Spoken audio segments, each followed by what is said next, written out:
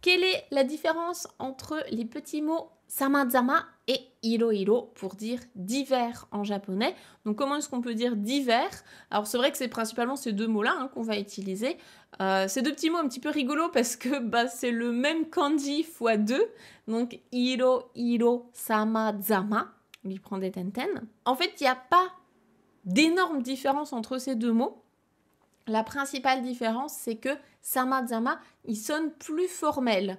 Donc c'est plutôt un mot qu'on va retrouver à l'écrit, alors qu'à l'oral, on va souvent entendre plutôt iro qui a un côté moins formel. C'est assez utilisé au quotidien, iro. Globalement, ils sont assez interchangeables, en tout cas en termes de signification.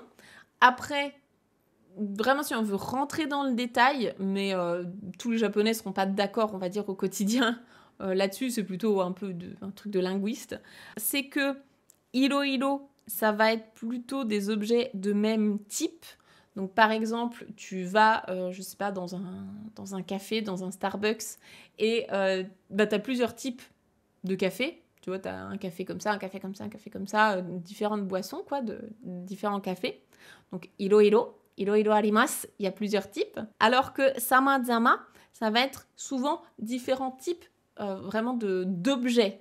Donc dans un Starbucks, ils peuvent avoir du café, mais aussi du thé, des jus de fruits, etc. Donc là, ça va être samazama. Mais encore une fois, vraiment ce qui ressort au quotidien, c'est que les Japonais vont pas forcément faire cette différence. C'est plutôt le côté formel et un peu moins formel, donc écrit et oral. C'est plus ça qui ressort dans le ressenti, en tout cas des Japonais.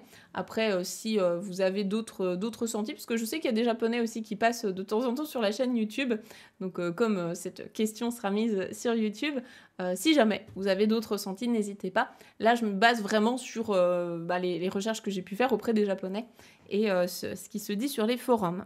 Je vous donne un dernier exemple quand même, là où vous ne pouvez avoir que iro. Là, il n'est pas interchangeable avec samazama. Quand vous parlez de iro kangaeru, donc je réfléchis à plein de trucs, iro kangaeru, là, on ne peut pas dire samazama kangaeru, ça ne fonctionne pas.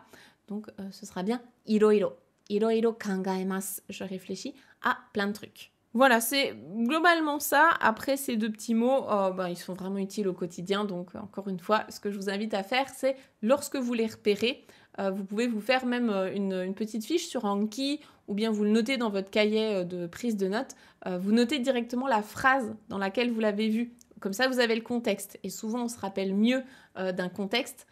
Si c'est un personnage d'animé qui le dit, si c'est un de vos amis avec qui vous discutez. Voilà, n'hésitez pas à noter la phrase. On se rappelle bien d'un contexte parce que souvent c'est chargé émotionnellement et le cerveau il adore retenir quand il y a des émotions. Voilà ce que je voulais te dire là-dessus.